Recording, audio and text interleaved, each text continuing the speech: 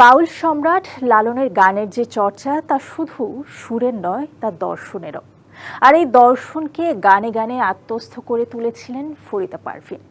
তিনি কেবল নিজেই জনপ্রিয় হননি, লালন সঙ্গীতকে পৌঁছে দিয়েছিলেন আন্তর্জাতিক মঞ্চেও।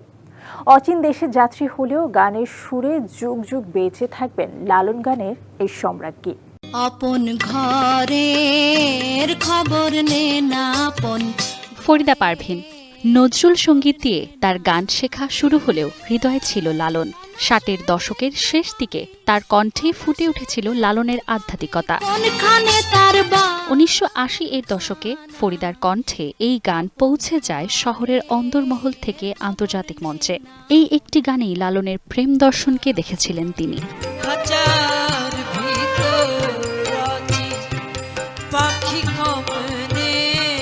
দেহ খাঁচা আর আত্মা পাখি, এই চিরন্তন তুলনাই যেন লালনের প্রাণকেন্দ্র। এই গানই শোনা যায় দেহতত্ত্বের গূঢ় ব্যাখ্যা, আর শিল্পীর গলায় সেটি হয়ে ওঠে ধ্যানের এক প্রবাহ। গভীর গান, প্রেম আর বেদনার টানাপোড়ন এর গানও গেয়েছেন তিনি।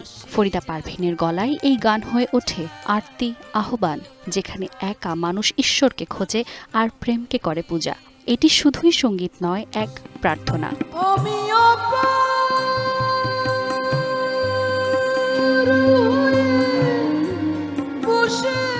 প্রতীক্ষার গান, অপার হয়ে বসে থাকা এক হৃদয়, যেখানে মিলনের আশায় ভরে আছে প্রতিটি সুর। আমি অপার হয়ে বসে আছি, কবে তুমি রবে পাশে, এই অপেক্ষায় শিল্পীর গলায় পায় এক নীরব আকুলতা।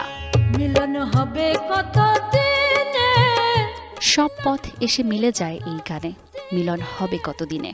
এই প্রশ্নেই লালনের সারসংক্ষেপ আর ফরিদা পারভীনের সাধনার পরিণতি, যেন পুরো জীবনের এক অপেক্ষা, এক দার্শনিক অন্বেষণ।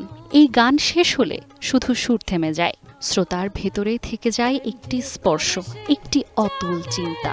ওই প্রেম যে করে সে জানে, আমার মনের মানুষের শোনে। জীবনভর গেয়েছেন লালনের পথ, তাতে ছিল না কেবল সুরের রথ, প্রতিটি গানেই ছিল গভীর এক তপস্যা। ফরিদা পারভীনের গানে লুকিয়েছিল আত্মার ভাষা।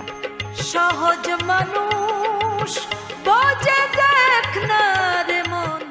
Manjuma ফরোজ Nilima, DBC news, Dhaka.